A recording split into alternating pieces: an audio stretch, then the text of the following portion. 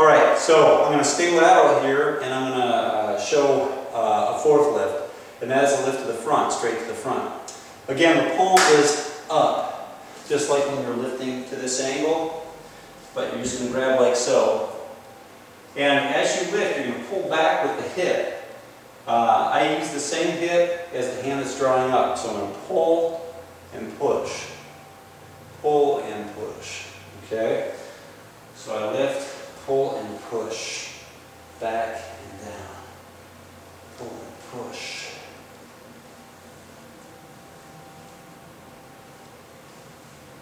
To the front.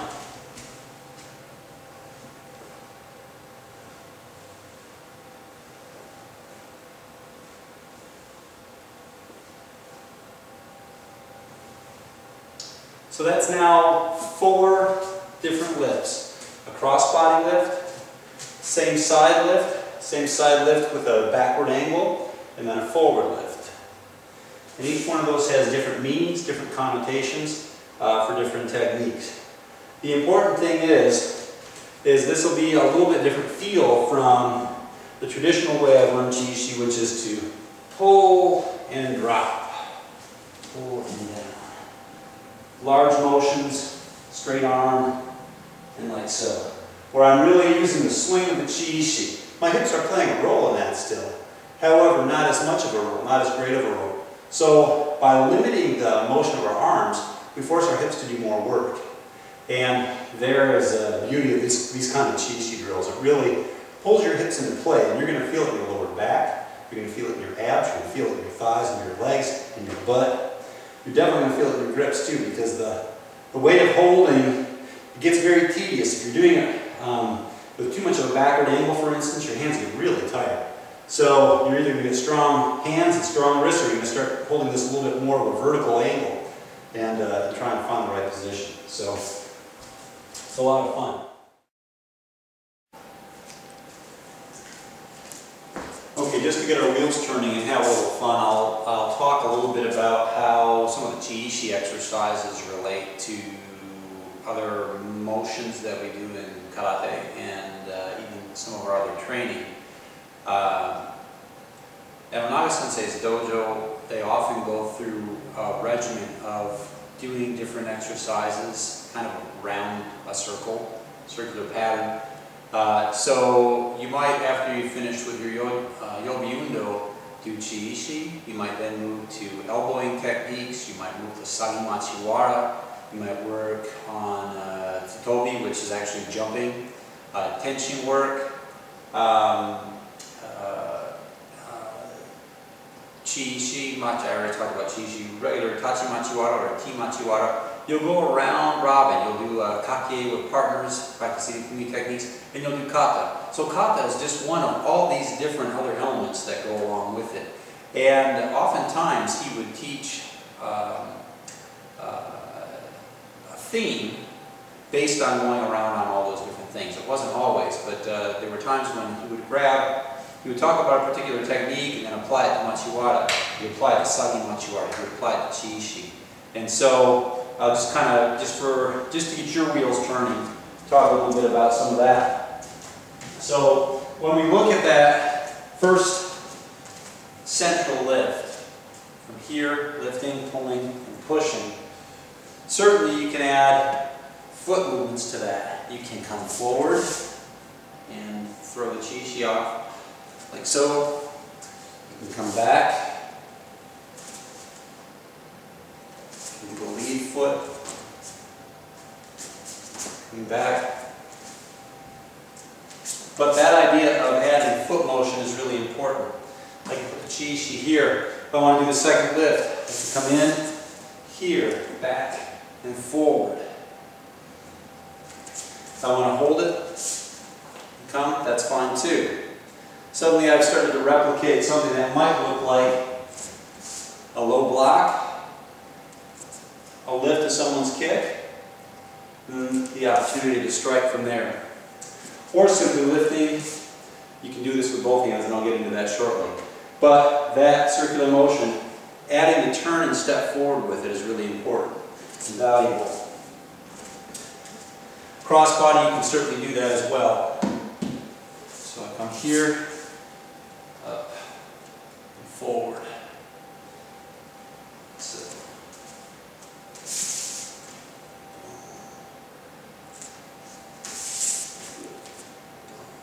Like so. So what is it? What are we doing? Well, for purposes of Tachimachiwara training, this lift, I mentioned before, can be catching someone's wrist and pulling, catching at someone's elbow and pulling down the wrist, which is something that we'll often do, or simply grasping at the elbow, blocking the elbow. In Sanku Sho, for instance, here we come up and forward, and what we're doing actually is locking down on someone's wrist, coming up at the elbow, and lifting, and then twisting. So you can imagine how Chi-Ishi work, with its emphasis on the grip, would help you grab and manhandle. Naturally, the kata is a stylized version of what that is. Think of this also. We have kata, 1, 2. Seisan, for instance. All right. So this can simply be lifting to the inside and pushing, if you want to interpret that to mean that. 1 and strike. The lift to the outside and around. We use this inside to outside block and then strike oftentimes in Onaga Sensei's system. So we would come here and strike. So around and forward. The inside, here, we would come here and strike. So you block here and strike. I guess I kind of went over, I neglected to go over the front one. This lift can simply be a rising strike from a low position, or because of the pull and a push, it can be lifting up and striking. So how do you get in striking down? And we do all of these on Makiwara. You don't just simply go like so. From here you can come up, like so, you can walk like so, here, here, like so. So you can practice all 4 of those. 1, 2, 3, 4. And if you perceive this one that comes back, you can even do the long one, like we used to do in Tenshi, here, or like they do in Jion. They come here, and then strike. It's rather difficult. But oftentimes we'll go lateral, we'll kakijichi, like so. So you're traveling along the underside of someone's arm, lifting up and striking, like so. You can do all those on Makiwara. So there's kind of a handful of ideas for you to explore in terms of how load bearing might assist you in doing other things. Naturally, Chi-Ishi aren't based on speed. Makiwara doesn't have to always be based on speed. In fact, I was told numerous times, just concentrate on form, concentrate on getting your shoulder in the right position. We'll save Makiwara work for another day. But for those of you who do strike it on a regular basis, you can try practicing that motion. Like so. Or here. Block and strike. Or down and up. Or rising and down. Like so. And that's just within those 3, actually 4 lifts if you want to include the one that goes back. I want to talk a little bit about Shiboru. Shiboru is really important for striking through blocks. And oftentimes when an opponent has a guard up, my goal is to actually strike close to their forearm and almost brush along it, because I know they're going to push on it, and I want to be ready to push against it and strike. And if you think about the value of Tsukiyuke, we've done years of Tsukiyuke that have allowed us to have that sensitivity to someone else's attack. When they attack, we tend to slide right along their attack and strike. Well, you can do this as you initiate a punch as well. And by opening and closing quickly different fingers on your hands, you develop more shiboru and more sensitivity. I think in another part of the tape I talked about how when you hold on to the outside of the blade of your hand, if you push with different parts along that blade, it affects different muscle groups in your arm and your back. Naturally, strong fingers on the inside, on this side, affect this area. Strong fingers on the outside affect this area. And we need to be able to tighten in different ways. Well, just the basic lifting exercise that I started with will help with that. If you have a point on the ground, and I have some good ones here, you can actually very rapidly practice lifting and switching hands quickly. So from here, okay, I'll talk a little bit about lifting the Chishi full circle over top of your head. This position, Onaga Sensei talks about a lot. He talks about lifting. In the master's video, he was showing this motion here, around, down, and here. Going the other way.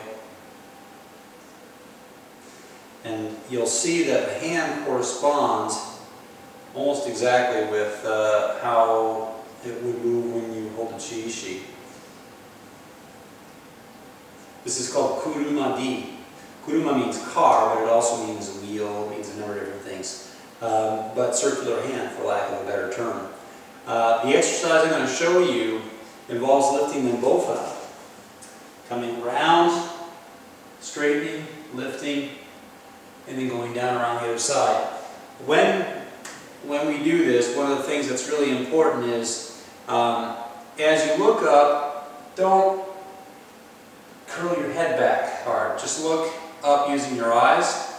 Also, the more you bring your arms back behind you, the more tempted you will be to bend your back into an uncomfortable position. You'll get a kink in some place in your back, wherever it's weakest probably, and maybe pull a muscle or cause some damage.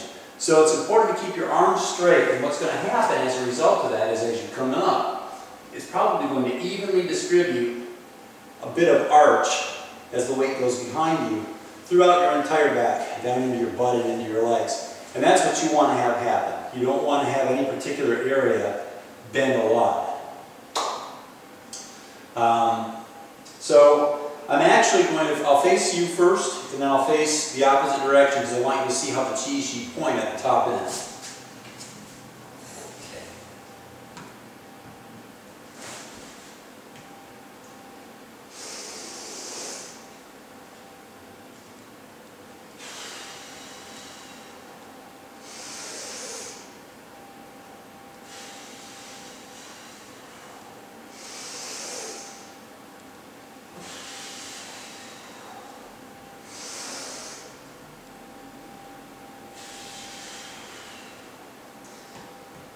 Okay, I'll turn around.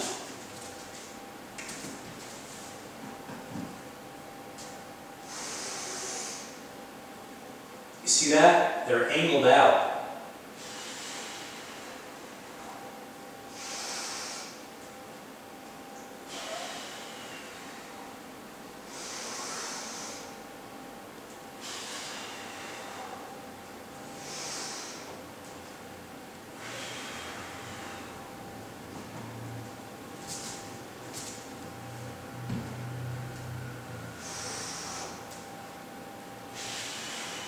You can come forward like that, check position. From here, that angle keeps your armpit closed. Waki, armpit. Waki o shimeru, always close your armpit. If this area is closed at the front of your armpit, chances are your shoulder is down like it should be, and you have a good striking position. So that idea here, you want to try and maintain that shoulder position. And that's one of the benefits of doing this exercise. It helps you find that shoulder position properly and drop down. I think it also strengthens your shoulder position in this upper area of your arm for agyuke. It helps for ojisanke, this idea of lifting, especially the exercise that I just did, where you lift and go back down, just like so. What else? The other thing is, anytime, whatever the chi-shi is in front of, that's what you should be constricting, contracting, and tightening. So when it's back here, if someone's kicking towards your back or doing something like that, that idea of tightening and constricting and maybe pulling away to absorb a strike, that's really important to develop. So you'll find the appropriate Chinku-chi points in your shoulders. You'll find balance points as you go around. And you'll learn more bodily control by load bearing in doing this. And I think it really helps some of the other areas I just mentioned. So there's an exercise for you. Another exercise that you can do, you can practice from here. When you come out, when you're practicing or striking, you can actually let your arm drop. Come down, lift, pull in like so, like so.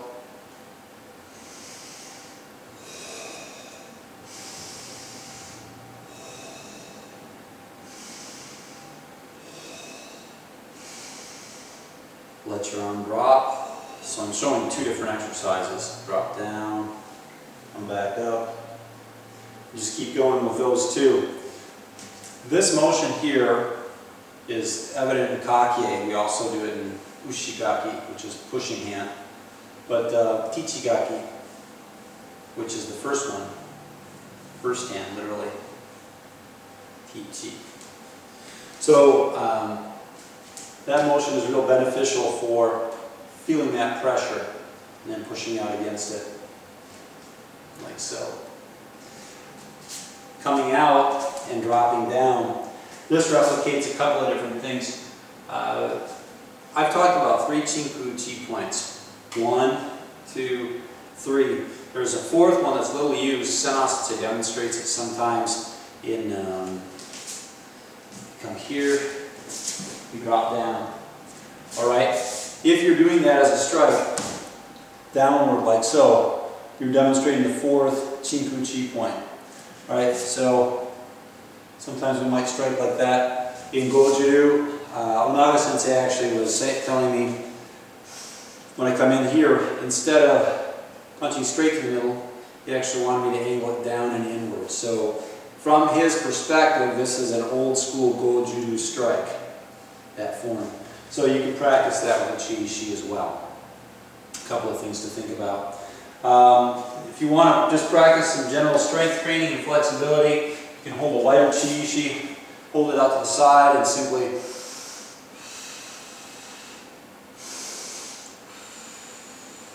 going like so.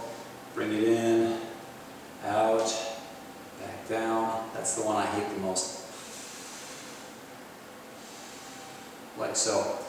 A couple of things to also try. You can see how those directly relate to strength. The others have more to do with coordination and using your hips correctly, but they certainly have to do with reinforcing positions that feel strong and useful. Okay, there's another motion that I'll show and share with you.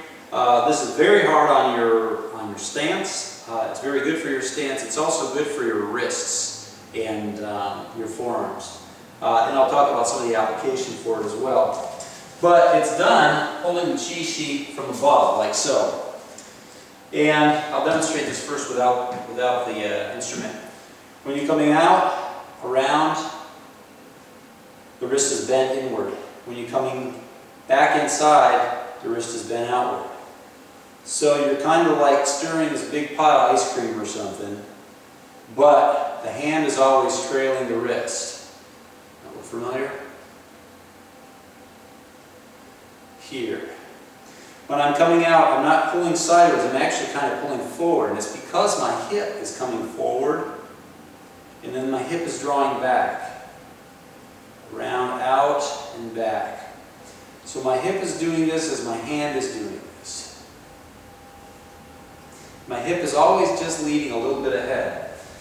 With 2 chi-shi, you'll notice also that I'm always trying to keep them on some form of an angle, so like so. You'll also find that if your elbows are out,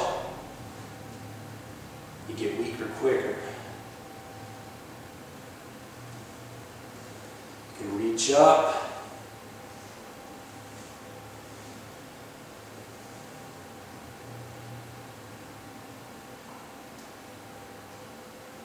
You can reach down. You can choke up on them if you're getting weak. So here I'm lifting, and you can certainly reverse the motion, which is really awkward.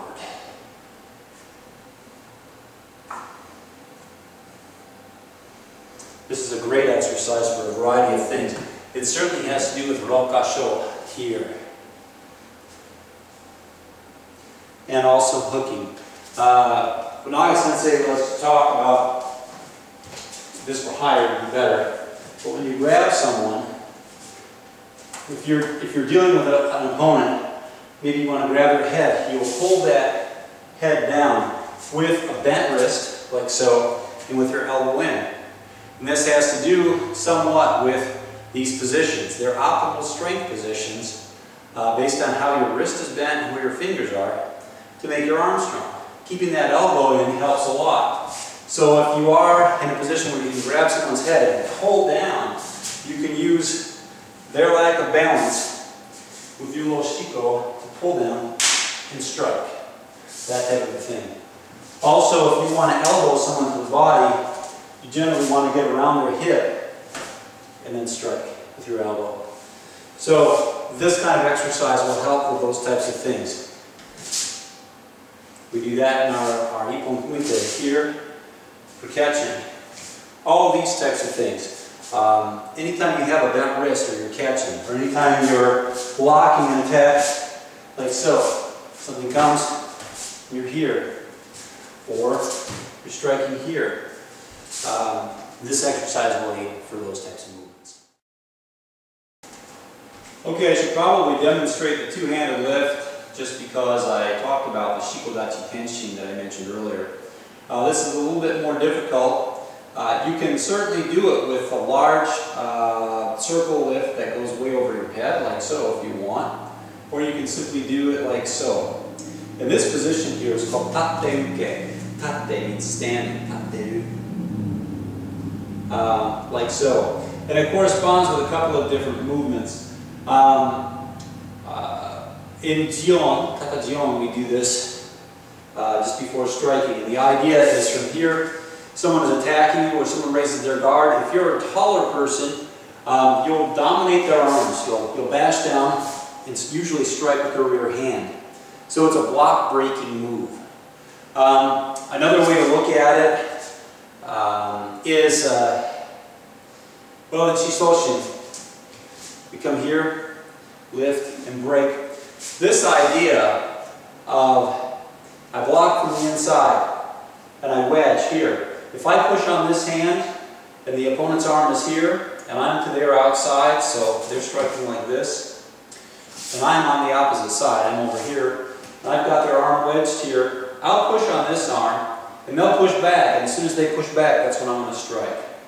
So that position, that's one way to look at it. Now certainly, you're coming from behind over top, but you can come underneath too. The same idea holds true with seppai. You can certainly come underneath and do other things from there. So what's happening to the back here, if you want to lift from the front, try it. Good luck. And see how it goes. But here's the most basic set of motions.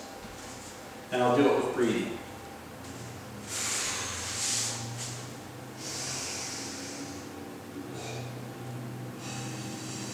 I'll come down, roll it back, and then I'll reverse the motion. My heel will come in, my rear foot comes forward, I fall down, come back, around.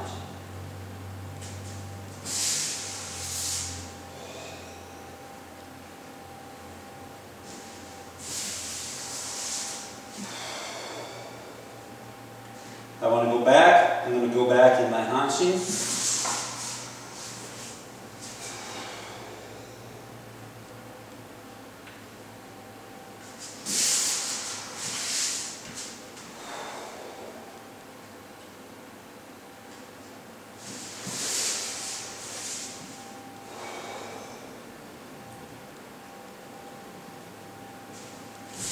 And from there, that's where I started. Set it down quietly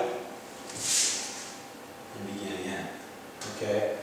I'll demonstrate a couple of the high ones. Again, I'm no Ishi expert. I haven't been doing this in a while. So I'm probably not the best model for this, but it should suffice to get you started.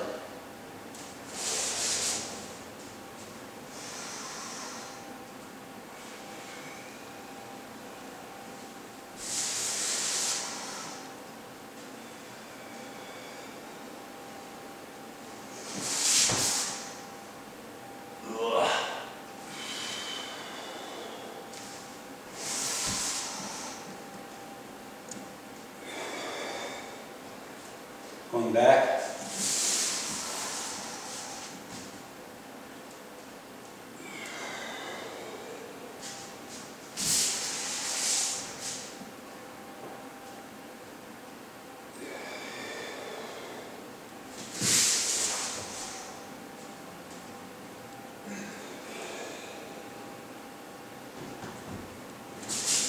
So there's a few exercises.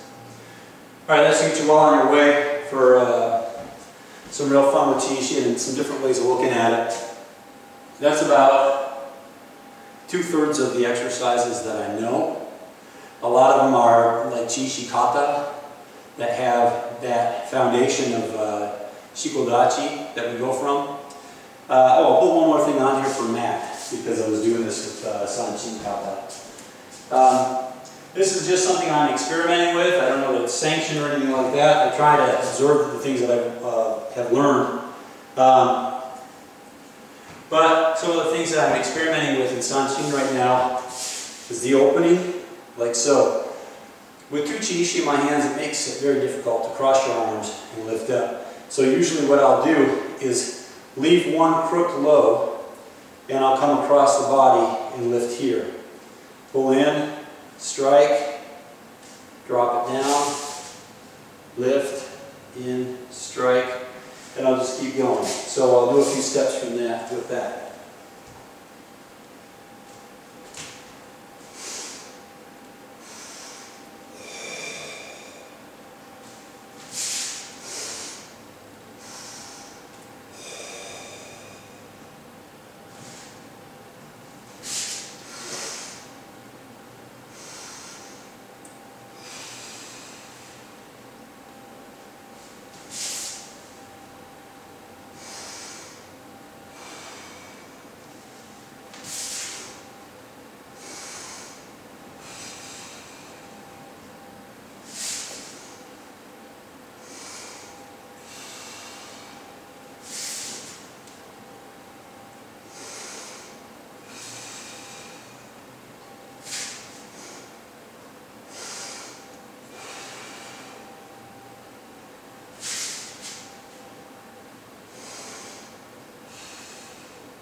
That's a basic exercise that I think works relatively well and corresponds well with Sanchin.